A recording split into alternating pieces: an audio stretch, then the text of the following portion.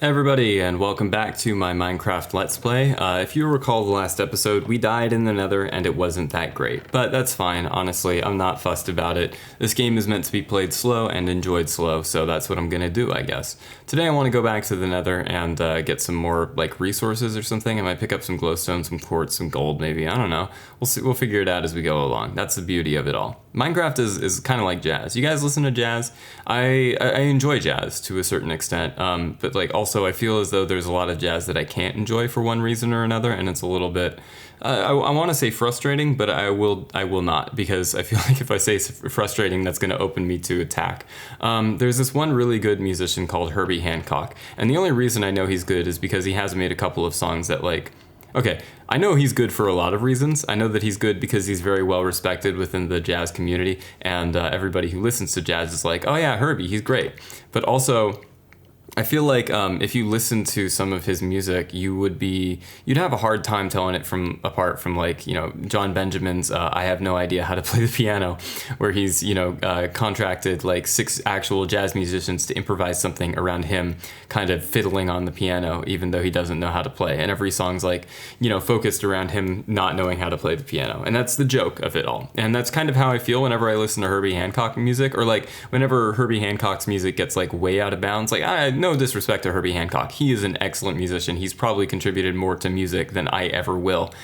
He's definitely contributed quite a lot in the vein of, you know, Jacob Collier and all the other jazz musicians that have derived from his work and from the work of, what's his friend's name? You know, the guy, the jazz guy. Oh, God. It's Quincy Jones. Yeah, like, seriously, those two combined have done more for music than I ever will for basically anything, and that's fine. I just, like, you know, sometimes you find it hard to listen to music that's, like, a little bit too full of itself, and that's how I feel a lot of the time whenever I listen to certain kinds of jazz that just get, like, really, I don't know, into it. Like, there are definitely ways to freestyle jazz that make it enjoyable for, I would say, layperson listeners, and I would definitely call myself a layperson listener. Like, I understand that I probably know more about music theory than the average person, but I definitely don't know more than music theory than the average person who studies music, and that would put me in a bad position to be talking trash about an entire freaking genre, so I'm gonna try to avoid making any controversial and offensive statements, but I will say that, like, you know, the first time I listened to Herbie Hancock, I was like, what is this? This is actual trash. He sounds like he doesn't know how to play the piano, and the only reason I do know that he knows how to play the piano is because he did this other one tune that my friend Jerry really likes, and Jerry linked it to me, and I was like, oh yeah, this slaps, and then, you know, that was the end of it. But yeah, it's I think music is one of those things that, like, you can get really insular, and the people who do get really insular are always going to be fantastic about it, but their music isn't going to be very much fun for people who aren't, like, you know, into music to listen to. And I guess that's, like, one of the hazards. I think if I ever get really into music, I might have, like, a hard time you know, making music that would be thoroughly enjoyable within the colloquium, and that's something I'll cross that bridge when I get to it. I sincerely doubt that I ever will get to it, to be honest, because I don't think that music is something that I'm going to end up pursuing seriously, or at least any more seriously than I pursue any other hobby of mine. So that's something just to think about, though. Like, I think one of my favorite things to do in music is probably already not that enjoyable to the colloquium, which is I have a violin, which I like to strum, or I play, like, pizzicato. Pizzicato basically just means pluck instead of bowing it, which is considered arco. There's your Italian lesson, by the way. So I like to play pizzicato violin, and my method of making music with the pizzicato violin is very directly inspired by Andrew Bird, one of my favorite musicians, where he has this loop pedal, and so do I. I have a loop pedal, but it's not as good as his, because it doesn't let me play with octave or anything else. By the way, hello to the pigman. I like to basically, like, pluck out, like, a melody. Like, I'll play, like, you know, E, E, E, G, G, G, or something like that. I'm not gonna sing it for you guys, because I don't have that great pitch. I have okay pitch. I don't have, like, perfect pitch, but it's decent. But I'll do that, and then I'll hit the loop button, and then I'll play, like G, G, G, F sharp, F sharp, F sharp, or something like that. Not F sharp, F sharp, F sharp, because that wouldn't harmonize with G, but something similar. Well, maybe if I was doing, no, never mind, it would not. But yeah, that would, basically the idea is, music is made up of notes, right? And these notes what you can do with these notes is you can overlap them on top of each other, and that turns into something called chords. And within the popular, basically most music is comprised of chords, and it's chord progressions. Like you have certain chords within a selection of notes that will be, they'll serve certain functions. So within like the basic realm of notes that most people learn first off, it's basically C, do, re, mi, fa, sol, la, ti, do, and so on.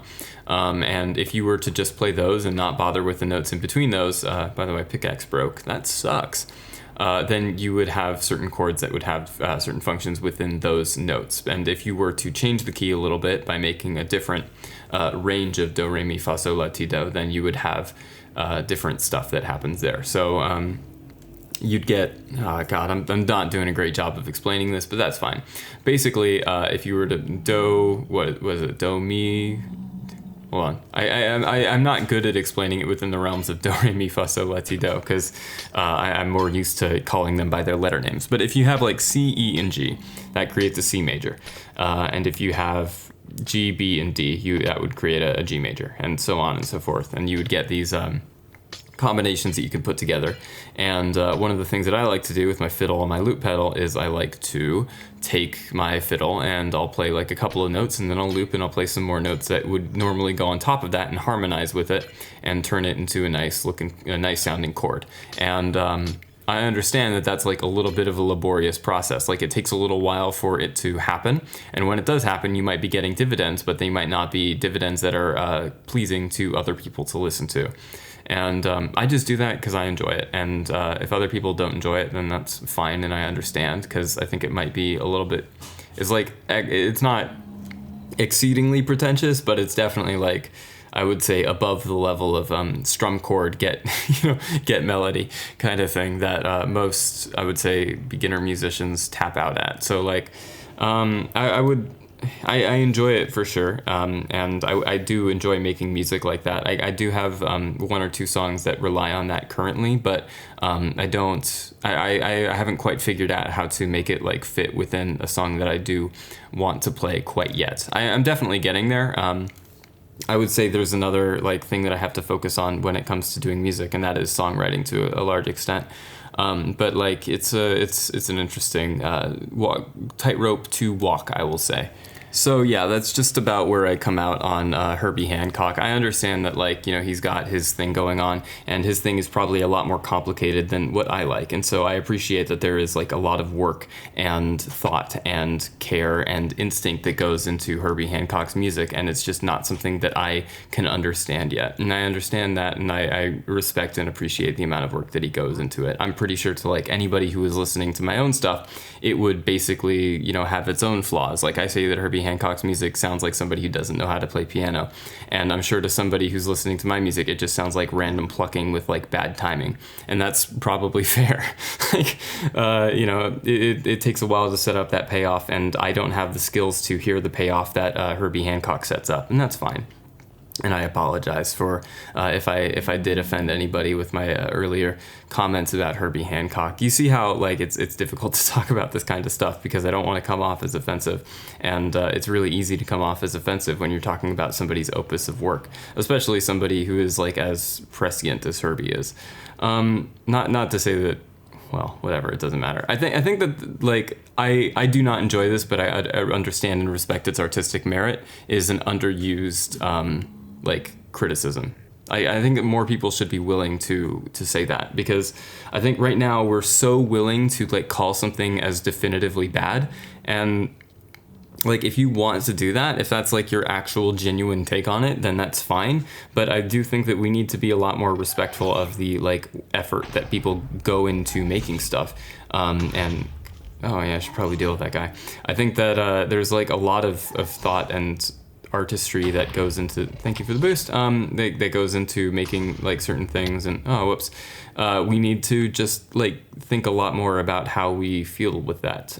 So Yeah, I think that when it comes down to like criticism, far too many people are like way too willing to write off something as bad if they don't personally enjoy it, and we're kind of blind to the things that it does do, right? Like every video essayist on the freaking planet has made a video about how Steven Universe is bad, actually. And as somebody who really, I have personal reasons for enjoying that particular cartoon. It means a lot to a certain friend of mine, and I'm unwilling to let that pass. And to a certain extent, I'm not going to say that criticism of the cartoon feels like it's dishonoring my friend, because I would say that that's a really bad position to take in a lot of cases, but like I have a very emotional attachment to that cartoon, and I'm not, if I see somebody making fun of it, I'm going to be like, hey, that's not cool. That show means things to people, and just because you don't personally enjoy it doesn't mean that like you can say that it's objectively bad, because I think that there is a lot of good artistic merit that goes into that show. Like clearly a lot of animators care about it.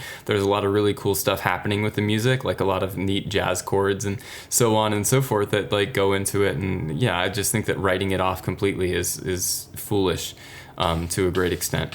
I keep forgetting like you can crouch on these things to like not take damage. It doesn't matter, whatever. But yeah, like I think that it's just an undervalued kind of, how did I get back up there again? I think it was the wall. I think it's an undervalued criticism. Like, it's something that I did not enjoy, but I understand its artistic value, and I really respect it for it. Voltron. I think that I did not like Voltron. Sorry if I'm talking about cartoons too much, by the way.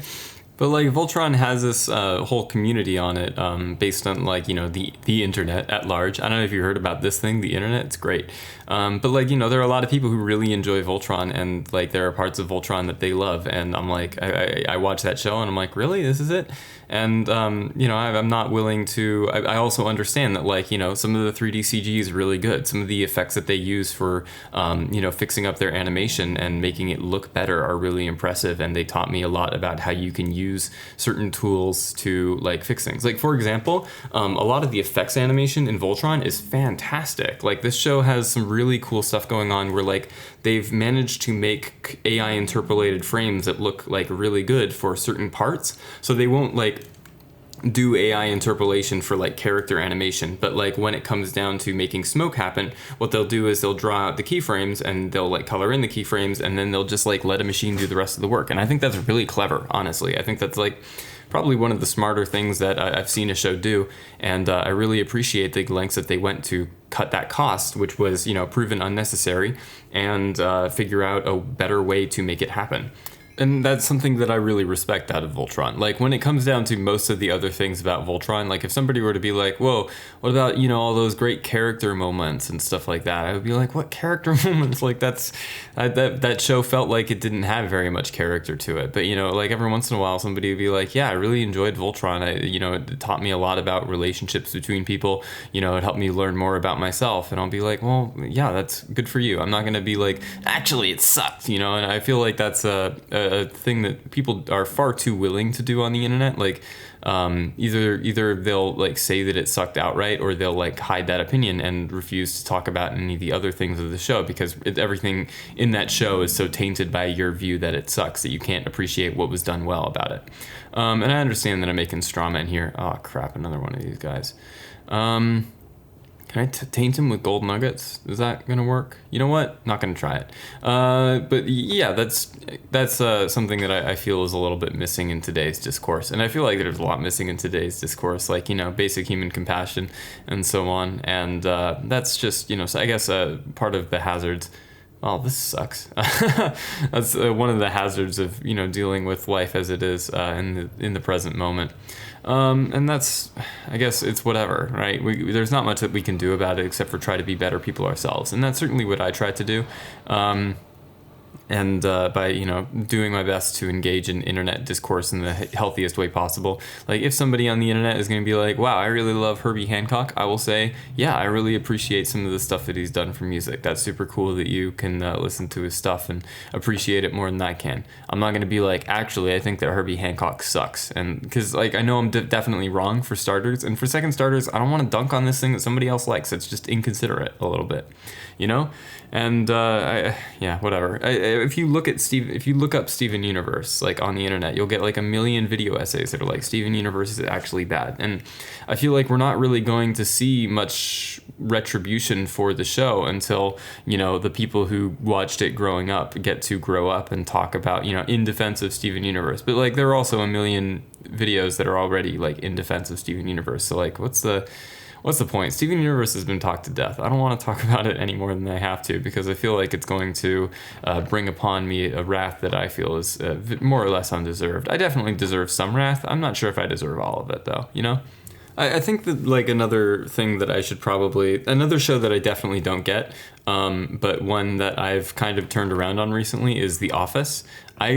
I had like a bone to pick with The Office for a really long time, because like sometime in like 2012, somebody wrote like a video essay about American comedy versus British comedy. And that apparently everybody in the freaking world saw that. So like by the time that I moved to the UK, everybody just assumed that I wasn't funny or that I wouldn't get any of their jokes. And that was like the most frustrating thing in the world, because as somebody who has lived in both places and is considered by most of the people that I interact with to be a fairly funny person, and I know that saying that opens me up to attack, because I think that whatever. I do not find a difference between British and American comedy. The only difference to me is the accent. Or, okay, I should say that comedy is a very different thing from humor. For example, I think that you will find the same senses of humor everywhere throughout the world. I know people in the States who have literally the exact same sense of humor as people over here in the UK. And, like, the people in the UK can pretend that they're funnier, and they can pretend that they're better at being funny, but it's not going to make it true, and it's not going to bring mass appeal to their products, because I'll tell you one thing: one country is winning the culture war, and it isn't the one that's doing Harry Potter right now. And there's another thing is the USA. I think most of the impression that British people get of US content comes from US cultural exports, which is like completely understandable. Like you wouldn't really have much of an other way to experience American culture except for through those cultural exports, which are like basically entirely built for an audience that is like 5 times bigger than anything that the UK has. The UK has a population of something like 66 million. The US has a population of 300 million. Plus they have to like export a lot of their comedy stuff like to other places. Like a lot of it airs internationally to Canada, to Australia and stuff like that. Like that's just a part of how the US television system works. And the UK doesn't really experience that quite as much. Like sure, there's BBC America, and to an extent that was probably what influenced a lot of the changes in Doctor Who towards the beginning of Moffat's reign, but like that's not all of it, and pretending that that's all of it is, I think, a little bit of a fallacy. I think that one of the things that's been helping this in particular recently has been like the rise of TikTok and Vine, which are pretty popular over here in the UK, and people are seeing that like, oh yeah, people are funny all over the world. It doesn't matter where you're from or what your accent is like it's not going to change whether or not people find you funny. If people find you funny, you're funny, and if people don't find you funny, then you're not. And that's something that you're gonna have to deal with. Country does very little to it. I do think that there is a distinction to be made though, between comedy and humor, because I think that comedy is its own thing entirely. Comedy kind of relies on a cultural norm, which tend to be shared less frequently through different countries than other things that humor might rely on when it comes down to it. I think humor is a far more personal thing. Humor is what happens between people, and comedy is something that is presented to an audience. And in that way, comedy, British comedy can differ from American comedy, because there's, like thousands more years of shared history and an entire culture that is, separate between these two things. British people all learn, these things in schools, and Americans all learn these things in schools, and some of that stuff, none of that stuff is going to be the same between two cultures. And that's a thing that you're just going to have to deal with to an extent. So the question becomes, is British comedy better than American comedy? And the answer to that is entirely a matter of perspective. I think that comedy and humor in general is just kind of a ball game, right? You're throwing a ball between two people, and if one person chooses to catch it, then they can catch it, and they'll be like, yeah, this is great. And if another person chooses not to, then they don't have to, and they will be like, this isn't very funny. And that makes it a little bit hard to quantify in any like academic or objective sense, because if something is funny to one person, it's never going to be funny to everybody, right? Like I could joke all I want about, this like Wayne Radio TV does some really great bits where, it's the fax machine is hilarious to me. But also, I know that if somebody were to watch this video of, somebody receiving a whole bunch of faxes, a lot of it would be memes that people don't get, or like, a lot of it would be, like stuff that isn't considered very funny to everybody, and that's just something you're going to have to deal with.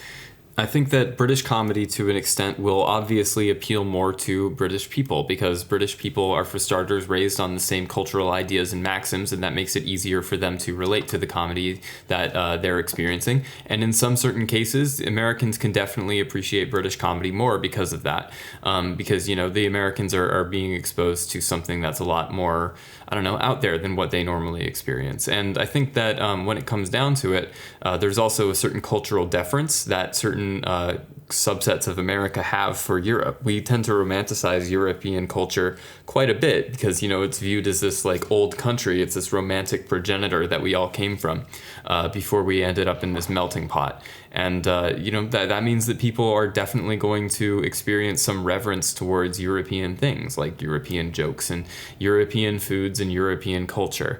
And when it comes down to it, I think that kind of predisposes us to enjoy British comedy a lot more than we otherwise would, because, if James A. Caster goes up there on stage and is like, "What's the deal with Greg's then?" In his great James A. Caster voice, sorry, James, then, that's going to be a lot less funny to Americans, but Americans still might laugh because, it's James A. Caster. He tells the funny cabbage story, ha ha ha, and that's just kind of something that deals with it.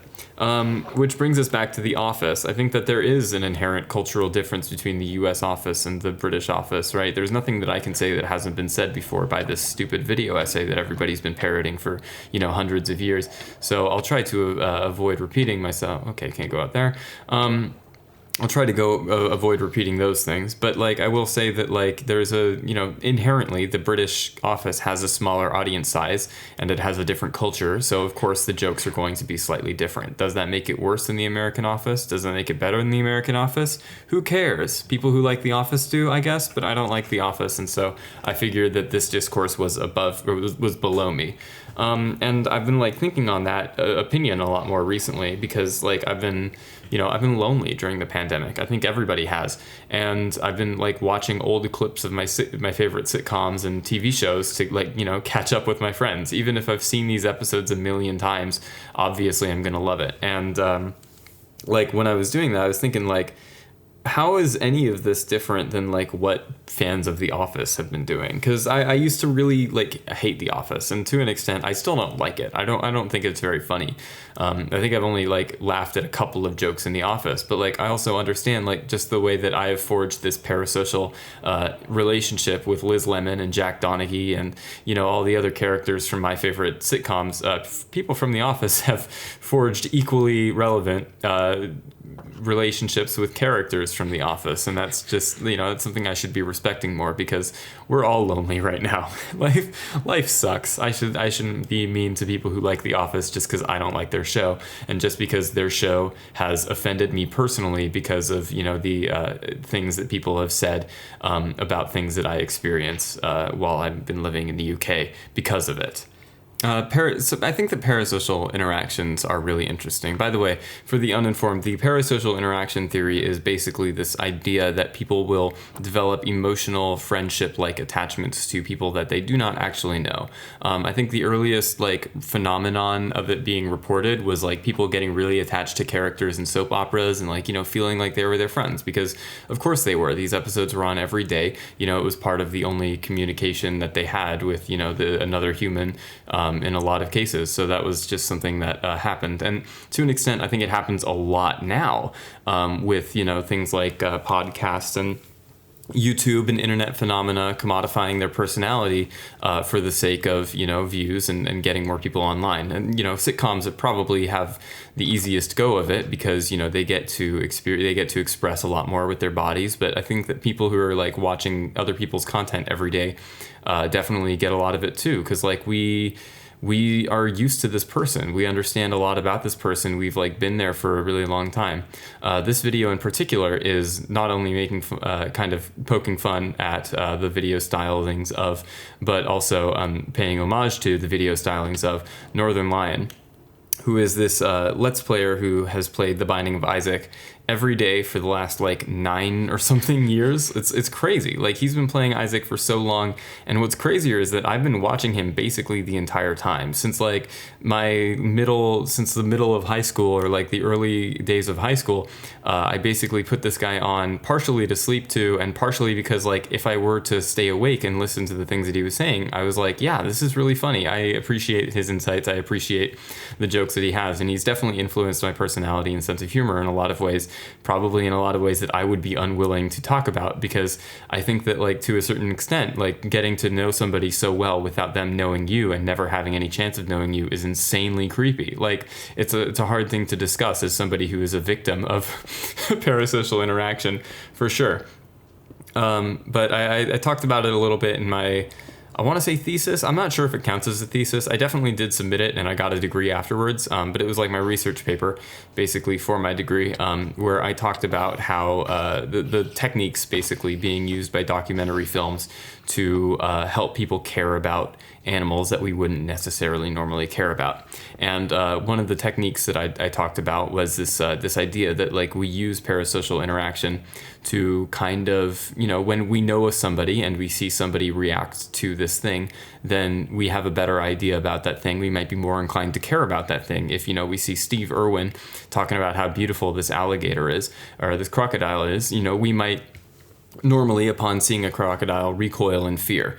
Now that we know that Steve Irwin, this beautiful man, adores crocodiles, we're more likely to appreciate them too, in a similar way that he does. And this can happen with all kinds of animals, from, the squishy kinds of things that, people don't think that they care about, to, whoops. Well, I mean, that was stupid.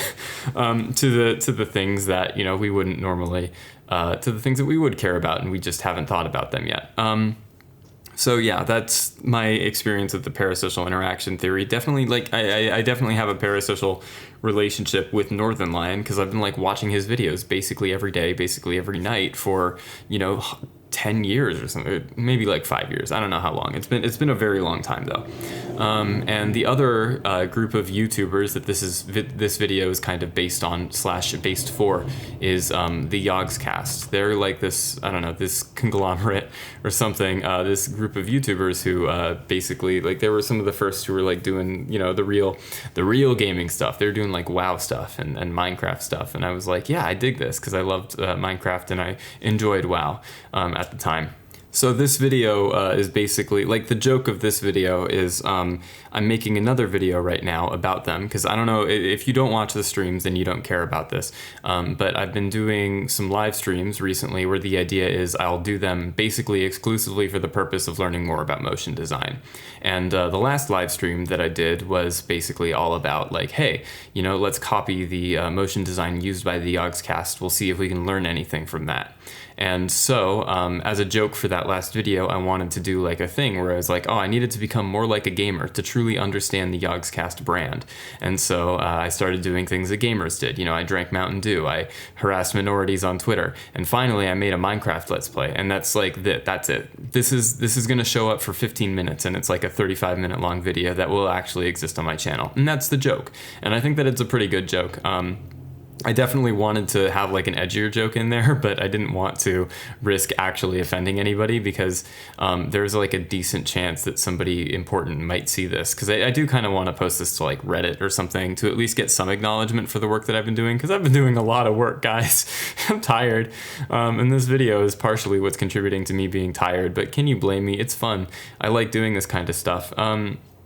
So yeah, that's like, the Yogscast and Northern Lion definitely have had like a big impact on my personality and who I am as a person, whether or not I want them to or not, just because like I've been watching them for so long. There was like a period in middle school, high school, where I'd just like go home every day to their website and check out the new videos. And I made sure to do it on their website too, so that they get any like, they get more revenue, they get more clicks, stuff like that. That's the important stuff. And that was just like, a thing that I did. And I still, to a great extent, really appreciate and enjoy their content. And I actually ended up moving to the same city as they did, not because like I want to work for them, but like, hey, if you guys are hiring, But because it happens to be the same city where there's like a bunch of documentary work. I mentioned this already, but I did my dissertation on marine biology documentaries, and I still can't find any freaking work for them, which is great, and I'm having a great time with that. And it's like ridiculous to an extent that like, you know, the impact that like these people that I've never met have had on my life, like to, I kind of owe them this like huge debt that I'm never really going to be able to repay, and they're never really going to be able to understand because they don't know who they are to me, I guess. It's like it's a very weird and uncomfortable thing to say. And to an extent, it makes me really uncomfortable like making these kinds of videos and putting them out there, because I know like realistically, whoa, cool. I know realistically nobody's ever going to watch this. Like there's entire years of content being uploaded to YouTube every day. Like what are the odds that like this person is going to see this video? It's basically nothing. And I think that's pretty cool. And I kind of like that because it lets me, you know, throw out a bunch of stuff into the ether and not care whether or not it gets seen, which I think is the appropriate take on content creation. But like, you know, also there's, I just think that parasocial interaction is kind of funky. Like I feel uncomfortable making these kinds of things and this commentary on people who definitely exist, because to an extent, like it feels like I'm doing like a really creepy, like overanalyzing somebody else's life, you know, seeing what I can glean from it, seeing what I can learn. And, you know, I don't want to be like the creep who like ruins everything because, you know, I have to know this, I have to know that about this person who will not ever reciprocate, or whatever. Hold on. Whoa. Hold on. I've had a thought. Like if I kill yeah. All right. Well, now this is a real Minecraft pro strats real quick. Sorry. So yeah, it's a very strange feeling, and I understand that there's probably nothing inherently creepy about like making a video about, hey, what I've learned from copying the Yogscast motion design. By the way, I'm a motion designer. That's what I do now. It's exclusively what I do. Where's my house? Oh yeah, there it is. Then I know that there's nothing inherently creepy, but like also mental illness. You know, I might be inclined to be like, maybe this is creepy and I don't know it because I'm so stuck in my head because I have absolutely nothing to focus on because it's a pandemic and this is, you know, what I'm doing with my life. I'm making Warrior Cats fan fiction and I'm making a video about copying the Yogscast motion design. And that's just the man that I am. God, I guess I am a man. It's very strange to think that like I'm actually to some extent a grown up. I'm 21 now, which I think I mentioned earlier. Like I don't think that. I'm not sure if that factors into any opinions that I might have. Like I definitely, as a 21-year-old, I'm certainly prone to thinking that I know so much about the world, and I'm certainly prone to self-awareness that I do not. And I'm not sure where that puts me in the. That was weird. Does something move me? Hold on. Yeah. Okay. I don't know. It's just a very strange wheelhouse to find myself in, and I'm not sure how I'm going to like move forward. I definitely don't think. I think if I am going to end up making more content based on like content creators, I'm going to do it more casually for sure. I would love to do like I haven't talked very much about what I want to do after I'm done with the 2-week break that I've promised myself after I'm done with this next like sloop of videos, but I think that it might be fun to consider doing something like designing for X, where I like take a YouTuber that does not have very much like graphic design going for them or anything like that, or like, you know, they've got assets that are like really old, and just talking about how I might want to redo their designs for the sake of, you know, their channel, for like, you know, a little bit of visual consistency, adding a little bit of production value, who knows.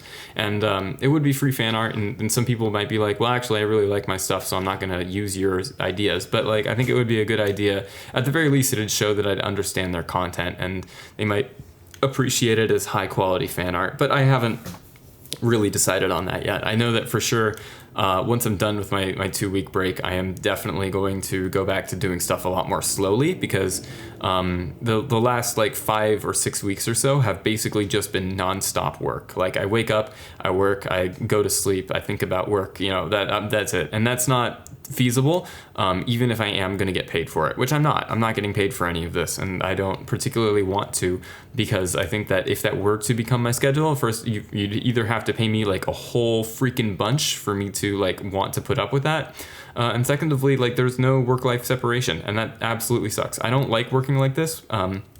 And I definitely try to avoid it whenever I can, because I think that it's extremely damaging, not only to like people who are new to editing. Like this is something that I see a lot on Twitter, where like I'll run into kids or something who are like just getting into editing for the first time, and they will charge absolutely nothing, and they will work ridiculous hours because they don't understand that like doing so, you know, just because they find it fun now doesn't mean that they'll find it fun later, and they'll end up screwing themselves because, you know, it's hard to charge a living wage for something that high schoolers will do for free, and that sucks. That really sucks.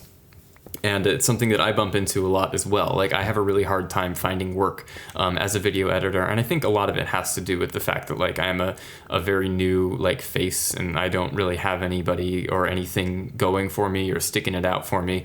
But like, you know, also I think that like a lot of it goes down to how on earth do you charge money for something that like other people will do for free and for cheaper? And they'll probably know more about memes than I do, because I don't think that memes are very funny, and they'll probably know more about X and Y. And, you know, just because I'm good at like this select view of things doesn't mean that I'm going to be good at quite everything else. You know, just because I'm great at doing this doesn't mean that people are going to want to hire me, because why would they hire like a more expensive person to do something full time if they're going to, you know, not need that all the time? And that's just kind of something that I have to face as a freelancer to a great extent. Like I'm either going to have to prove my worth to justify the cost that I have, or I'm going to have to like, you know, find actual film work, which is impossible to do because there's a pandemic. But whatever, you guys aren't watching this video to watch me complain, presumably. I'm not sure why you're watching this video, especially if you've gotten this far. Like this is kind of crazy. I'm doing this entire thing as a joke. You realize this, right? Like this is just to make fun of Northern Lion videos, and to you know, so that I can have like a 15-second long joke in my new video about the Yogscast that I'm putting out in a couple of weeks. You realize that, right? Why are you watching? But no, I digress. I think that there's a lot to be said about some of the topics that I've covered. Definitely a lot more that I'm not qualified to do, because I don't have a soft degree in, you know, or I don't have a degree in a soft science or anything like that. And a lot of what I'm saying is conjecture and completely based on anecdotal evidence and books that I've read. Like Terry Eagleton does a really good book about humor. And what I love about that book is that he does not talk very much about this false dichotomy between American and British humor, because he knows that it's BS. Because it is BS. That's just the fact. But I think that's going to settle it for today's Minecraft episode. Thank you very much for watching. I hope you sincerely enjoyed, and if you did not, well, I hope that you can at least appreciate the artistic merit that it carries, like I can with Herbie Hancock. But until then, I'll catch you guys later. Bye! Well, hold on, first I gotta like check the chest, and do I want to reorganize anything? You know what, I'll save it for the next episode. Might be a little bit more exciting if I do that. Well, hold on. Where's the gravel? I like the gravel. I like having like a little bit of gravel above my bed. It's nice. All right. Bye now.